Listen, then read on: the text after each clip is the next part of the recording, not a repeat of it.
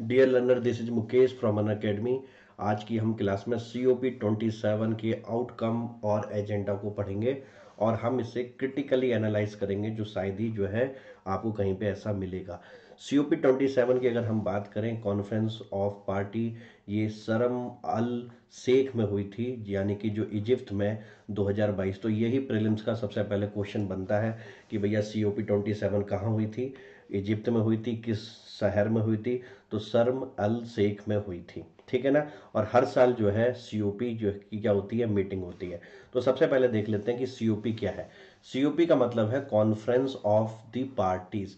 आप सभी को पता है कि United nation framework convention on climate change, इसकी जितनी भी सरकार जो इसकी मेंबर है वो गवर्नमेंट ही क्या कहलाती है, पार्टी कहलाती हैं। और जब वो कहीं पे मिलती हैं तो उसको COP यानी कि कॉन्फ्रेंस ऑफ पार्टीज बोला जाता है, ठीक है। जैसे आप कहीं पे कॉन्फ्रेंस में जाते हो तो वहाँ पे क्या होता है, बहुत सारे लोग मिलते हैं, ठीक है, किसी एक एजेंडे पे बात करते हैं। ऐसे ही यहाँ पे पार्टीज कौन हुई, सरकार। गवर्नमेंट कौन हुई, जो UNFCCC का क्या है, पार्ट है, ठीक है ना।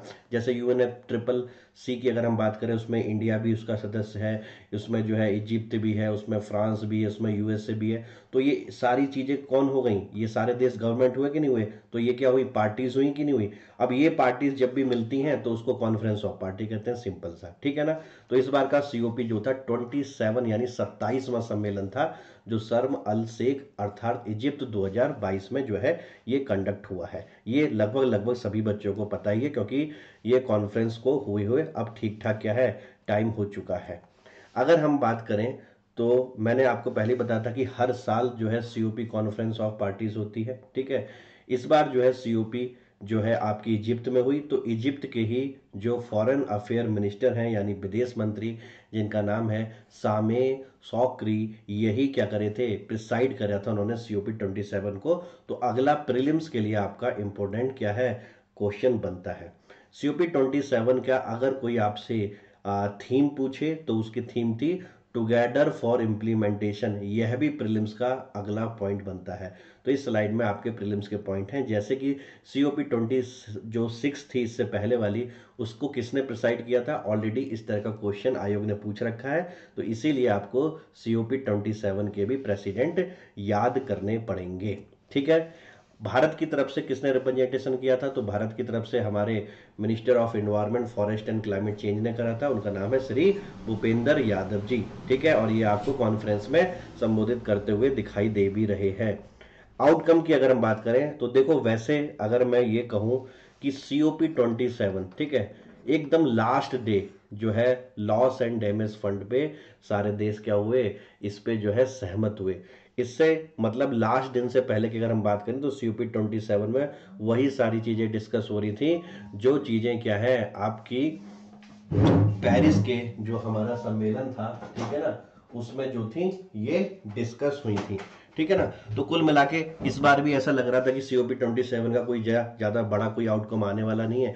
हर बार ये देश पुरानी चीजों को ही क्या करते हैं, डिस्कस करते हैं, ठीक है। लेकिन इस बार पहली बार जो है आपका लास्ट दिन जो है कुछ ऐसा हुआ कि लगा कि COP 27 क्या है आपकी जो है एक तरीके से कुछ तो उसमें एग्रीमेंट हुआ।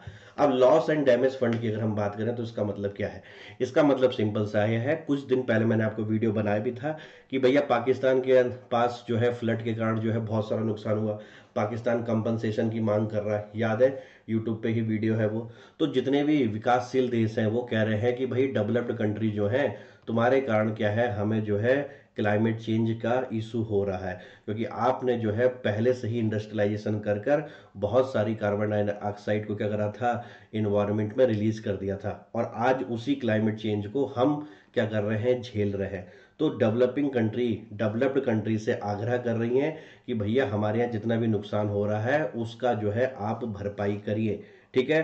तो उसी चीज पे मोहर लग गई, जिसको हम बोलते हैं लॉस एंड डैमेज फंड। इसमें क्या होगा, कंपनसेशन दिया जाएगा directly to the climate change catastrophe that developing country vulnerable to. जो मैंने बोला वही यहाँ पे इंग्लिश में लिखा हुआ है, ठीक है ना, क्लियर। अब इसमें कितना फंड होगा, ठीक है, इस फंड का साइज कितना होगा, वो आने वाले COP 28 में डिस्कस किया जाएगा। और COP 28 कहाँ होगी, कमेंट बॉक्स में लिखना, ठीक है, क्लियर। शायद मिडिल ईस्ट में होगी, इतना मैंने आपको क्लू दे दिया, अब आपको देश का नाम बताना है। दूसरा जो है इसमें इंपॉर्टेंट चीज थी वो थी शर्म अल शेख अडॉप्टेशन प्लान, ठीक है, क्योंकि यहीं पे जो है आपकी सबमिट हुई है, ये सीओपी हुई है, तो उसी नाम से अडॉप्टेशन प्लान आया है। अब ये क्या कह रहा है, इसमें 30 अडॉप्टेशन आउटकम है, ठीक है, जिसको क्या करना है, इनको धीरे धीरे पूरा करना है। और ये कह रहे हैं कि अगर ये 30 अडॉप्टेशन आउटकम पूरे हो जाएंगे तो इससे 4 बिलियन लोगों को फायदा होगा 2030 तक, ठीक है, जो कहीं ना कहीं क्लाइमेट चेंज का शिकार होने वाले हैं या हो रहे हैं, ठीक है। तो प्रीलिम से पूछ सकते हैं कि भैया शर्म अल शेख अडॉप्टेशन एजेंडा में कितने प्लान है या कितने आउटकम है, तो 30 आपका क्या होगा, आंसर होगा। और इसमें यह भी जो है कोशिश की गई है कि यूएसडी 140 से लेके 300 यूएसडी बिलियन तक का हमें क्या करना है, एक तरीके से फंड बनाना है। फंड सोचो, या इतना हमें खर्चा करना है किसके लिए, क्लाइमेट चेंज को लड़ने के लिए, गोल को अचीव करने के लिए, ठीक है, जिससे कि क्लाइमेट चेंज के जितने भी दुष्प्रभाव है उनसे हम लड़ सकें, उनको रिड्यूस कर सकें। तो ये जो आपकी मनी की अमाउंट है, ठीक है, ये डैमेज फंड की नहीं है, ये आपकी शर्म अल शेख अडॉप्टेशन प्लान के अंदर वो इतना एक्सपेक्टेशन कर रहे हैं कि भैया इतना जो है हमें क्या करना पड़ेगा, आपका रेस करना पड़ेगा अगर हम क्लाइमेट चेंज से लड़ना चाहते हैं, ठीक है। ये कौन कह रहा है, शर्म अल शेख अडॉप्टेशन प्लान कह रहा है। तो अभी तक हमने दो चीज पढ़ी।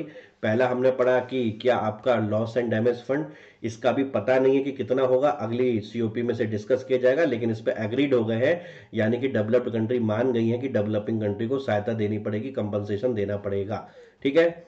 अब इसमें अगली चीज क्या है, कुछ अलग अलग डिस्कशन हुए जिसमें ये बोला गया कि 4 ट्रिलियन यूएसडी, ठीक है, इतना हमें इन्वेस्टमेंट जो है करना चाहिए था किसमें, रिन्यूएबल एनर्जी सेक्टर में। कब तक, 2030 तक, अगर हम चाहते थे कि 2050 तक नेट जीरो टारगेट अचीव हो जाए, यानी कि किसी भी तरह का कार्बन का उत्सर्जन ना हो, ठीक है। मैं फिर बता रहा हूं, यहाँ पे क्या है, हेड लिखा हुआ, यानी कि वो कह रहे हैं कि अगर हमें 2050 तक अपना कार्बन एमिशन जीरो करना था तो हमें अपना टारगेट क्या रखना था कि हर बार हमें, हर साल हमें 4 ट्रिलियन यूएसडी खर्च करने थे रिन्यूएबल एनर्जी पे, ठीक है। लेकिन ये तो पास्ट की बात हो गई, किया तो नहीं। तो एक तरीके से मलाल है कि वो कह रहे हैं कि भाई काश ऐसा होता तो ऐसा हो जाता, ठीक है। अब तो चिड़िया चुग गई खेत, और आपको पता ही है कि 4 ट्रिलियन यूएसडी जो है इन्वेस्टमेंट करने के लिए कितना ज़्यादा ह्यूज अमाउंट, और कितने सारे देशों को क्या करना पड़ेगा, इसमें जो है साथ लाना पड़ेगा, ठीक है। फिलहाल अपनी गलती का तो उनको एहसास हो रहा है कि इतना हमें करना चाहिए था, जबकि हमने इतना नहीं किया। डेवलप्ड कंट्री का 100 बिलियन का जो फंड था, ठीक है, जो मैंने आपको ऑलरेडी पहले पढ़ा भी रखा है, वो तो आज तक पूरा हुआ नहीं है, ठीक है। लेकिन कोशिश कर रहे हैं कि डेवलप्ड कंट्री ने इस बार, विकसित देशों ने प्रॉमिस करी है कि 2023 से हम इसको क्या करेंगे, डेवलपिंग कंट्री को प्रोवाइड करेंगे। आप खुद सोच लीजिए कि 100 बिलियन का जो फंड है, ठीक है, जो पेरिस के बाद से डिस्कस होता जा रहा है, वो आज तक पूरा नहीं हुआ, और कैसे 4 ट्रिलियन यूएसडी करते, ठीक है ना। तो वो सब ख्वाबों की बात है। बाकी बस इतना यह है कि इस बार विकसित देशों ने मान लिया है कि भैया हमसे गलती हुई है, और 100 बिलियन यूएसडी हम क्या करेंगे, 2023 से प्रोवाइड करने लग जाएंगे। और यह भी कहा है कि 2025 में हम दोबारा डिस्कशन करेंगे कि इस अमाउंट को कहीं बढ़ाना तो नहीं है। और ऑब्वियस बात है, 100 बिलियन यूएसडी में कुछ नहीं होना, ये ट्रिलियन में होना चाहिए। हमारे प्रधानमंत्री भी सीओपी 26 में गए थे, तो उन्होंने बोला था कि ट्रिलियन का फंड होना चाहिए, जहाँ जो मैंने आपको ऑलरेडी बता रखा है ग्लासगो वाली समिट में, ठीक है, अगर आपको याद हो रहा हो। वहीं पे हमने पंचामित्र का कॉन्सेप्ट दिया था हमारे प्रधानमंत्री साहब ने सीओपी 26 में, ठीक है ना। क्लियर। तो ये केवल डिस्कशन हुए हैं, इन पे केवल बात हुई है। अगला ये बोला गया है कि सीओपी 27 के अंदर कि जितने भी इंटरनेशनल फाइनेंशियल इंस्टीट्यूशन है, इंटरनेशनल फाइनेंशियल इंस्टीट्यूशन मतलब वर्ल्ड बैंक हो गई, या वर्ल्ड बैंक जैसी और भी बैंक जो विश्व को क्या करती हैं, गरीबी से दूर हटाने के लिए उनको लोन देती हैं, ठीक है। तो उनको बोला कि आप एक सरल क्राइटेरिया बनाएं कि आपके क्या क्या प्रोसीजर हैं, आपकी क्या क्या प्रायोरिटी है, जिससे कि आप क्लाइमेट एक्शन से लड़ने के लिए डेवलपिंग कंट्री को फंड दे सके, ठीक है। और जितना भी ये सरल तरीके से होगा तो उतना ज्यादा क्या हो सकता है, डेवलपिंग कंट्री को लोन मिल सकता है। इसको कॉम्प्लेक्स ना करें। तो अब जो है फाइनेंशियल इंस्टीट्यूशन इस दिशा में सोचेंगे कि उनकी प्रायोरिटी क्या है, उनको कितना क्लाइमेट एक्शन में लोन देना है, ठीक है, क्या क्या प्रोसीजर होंगे और किन किन देशों को प्रायोरिटी में रखेंगे। तो ऐसा प्लान उनको बनाने के लिए बोला गया है, जिससे कि इतना सारा रुपया किस तरीके से उनको बांटा जाए। क्या ये बात समझ में आ गई? ठीक। अब आई भैया क्रिटिसिज्म की, जो कोई भी बात नहीं करता है। अभी तक देखो, अभी तक हमने जितनी बात करी है ये तो लगभग लगभग प्रीलिम्स के पॉइंट है, या ये कह सकते हो कि ये वो पॉइंट है जिनका मेंस में बहुत ही कम यूज होने वाला है। इसलिए यूज नहीं होने वाला है क्योंकि अगर आप क्वेश्चन देखो तो क्वेश्चन बहुत डायनामिक आता है और को रिलेटेड वाला क्वेश्चन आता है, ठीक है ना। उसमें आपको यह समझना पड़ेगा कि सीओपी 27 में क्या क्या चीजें रह गई या क्या क्या चीजों का इंक्लूजन हो सकता था जिससे सीओपी 27 बहुत अच्छा बन सकता था, ठीक है। और यही आपका आयोग यूपीएससी हो चाहे यूपीपीसीएस हो, इन्हीं बातों को टच करता है जो आपकी क्या है, हर कोई बच्चा जो है इनको नहीं पढ़ता है, ठीक है। ऐसी चीजें जो है जब आर्टिकल आता है न्यूज़पेपर में, द हिंदू में या इंडियन एक्सप्रेस में, तब डिटेल में बताई जाती हैं, ठीक है। और वैसा ही एक आर्टिकल मैं आपको इस समय समझा भी रहा हूं। तो अब यहां से आपको ध्यान में देना है कि क्या क्रिटिसिज्म के पॉइंट बनने हैं, ठीक है। पहला क्रिटिसिज्म का पॉइंट यह बनता है कि यूरोपियन यूनियन, ठीक है, यूरोपियन यूनियन ने इस बार सजेशन दिया था सीओपी 27 में कि प्रत्येक देश 2030 तक क्लाइमेट चेंज से लड़ने के लिए क्या क्या प्लान बनाएंगे वो एनुअली सबमिट करें, यानी हर साल क्या करें, बताएं कि वो क्या क्या करने वाले हैं इस जलवायु परिवर्तन से लड़ने के लिए, ठीक है। अगर हम बात करें आज की तारीख में एट प्रेजेंट क्या होता है कि हर कोई देश हर 5वें साल में अपना क्लाइमेट एक्शन प्लान देता है, ठीक है। तो 5 साल के लिए हमें इंतजार करना पड़ेगा, ठीक है। मान लो किसी देश ने अपना क्लाइमेट एक्शन प्लान को पूरा नहीं करा तो हमें 5 साल वेट करना पड़ेगा। इससे अच्छा ये नहीं कि हर साल दे, हर साल देने से देश को भी फायदा होगा कि भैया वो ज्यादा सीरियस वे में अपने क्लाइमेट एक्शन को लेंगे, ठीक है। तो यही यूरोपियन यूनियन ने कहना था कि जो 5 साल का क्राइटेरिया है उसको हर एक साल में, हर एक ईयर में क्या होना चाहिए, तब्दील करना चाहिए। लेकिन ये सजेशन पे कोई भी देश जो है, किसी भी देश ने इसको अप्रूव्ड नहीं करा, यानी कि ये बात केवल बात ही रह गई, ठीक है। जबकि ये एक जरूरी चीज थी। काश से अगर 1 ईयर हो जाता तो बहुत सारे देश क्या होते, एग्रेसिव वे में क्लाइमेट चेंज से लड़ने की कोशिश करते। देखो भारत तो ऑलरेडी 5 साल का जो है अपना क्लाइमेट एक्शन प्लान देता है, ठीक है, क्लियर। अब उसको हर साल का मांगोगे तो हर साल का भी दे देंगे। तो उससे क्या होगा, हमारा एक टारगेट बेस्ड अप्रोच होगी कि यार 2022 में हमें क्या करना है क्लाइमेट से, ठीक है। अगर 2022 में टारगेट नहीं पूरा कर पाए तो 23 में हम उसको इंक्लूड कर सकते हैं, ठीक है ना। तो हर साल का क्या होना चाहिए था, होना चाहिए था कि एक्शन प्लान क्या है आपका, और एक अच्छा क्या था, ये सजेशन था। लेकिन यह किसी भी तरीके से वहां पे सर्वसम्मति में नहीं आ पाया। दूसरी चीज, ये हमारे खुद के इन्वायरमेंटल मिनिस्टर साहब ने यह जो है प्रपोजल दिया था कि फॉसिल्स फ्यूल्स को किस तरीके से आप रिड्यूस करेंगे, खासकर डेवलपिंग कंट्री में, ठीक है।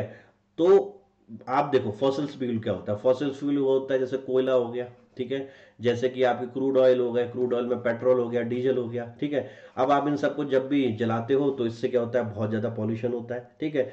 इसीलिए तो हम किस में जा रहे हैं, इलेक्ट्रिक व्हीकल में जा रहे हैं, जा रहे नहीं जा रहे, जिससे कि भैया फॉसिल्स फ्यूल को रिड्यूस कर सके।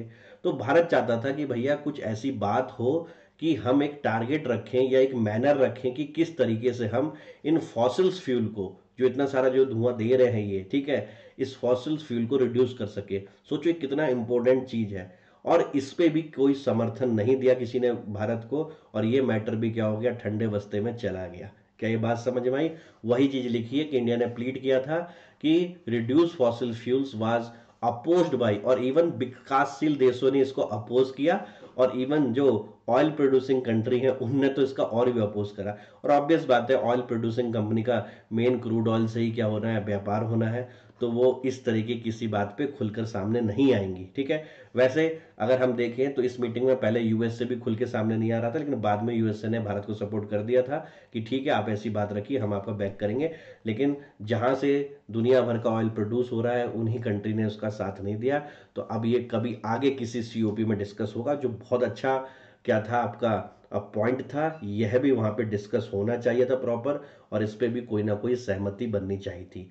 तो दो चीजें हमने देख ली अभी तक, एक तो कौन सी यूरोपियन यूनियन की, ठीक है, कौन सा सजेशन कि प्रत्येक साल हर कंट्री अपना अपना जो है क्लाइमेट चेंज से लड़ने का जो भी उसका एजेंडा है वो घोषित करे। दूसरी हमने देखी कि भारत का जो मेन क्या कहते हैं यहाँ पे बात रखी गई थी कि फॉसिल्स फ्यूल को क्या करें, रिड्यूस कर सके, इसमें भी कोई सहमति नहीं बनी। ठीक है, तो ये सब क्या हो गए, क्रिटिसिज्म हो गए। और भी सारे क्रिटिसिज्म है, देख लेते हैं। अडॉप्टेशन स्ट्रेटजी, देखो जितनी भी सीओपी हुई है, अगर मैं आपका उनको इतिहास बताऊं, देखो एक होता है साइकोलॉजिकल तरीके से हम किसी चीज को क्या करते हैं। अगर हम साइकोलॉजिकल तरीके से किसी चीज को सोचें तो हम उस चीज पे ज्यादा अच्छी तरह से काम कर सकते हैं। अब आप समझो मैं साइकोलॉजिकल शब्द क्यों यूज कर रहा हूँ। अभी तक जितनी भी कॉन्फ्रेंस ऑफ पार्टीज हुई हैं जो क्लाइमेट चेंज से लड़ने के लिए हुई हैं और क्लाइमेट चेंज से लड़ने की हुई हैं, तो यानी कि वो सबकी सब UNFCCC के क्या है, छत के नीचे हुई हैं।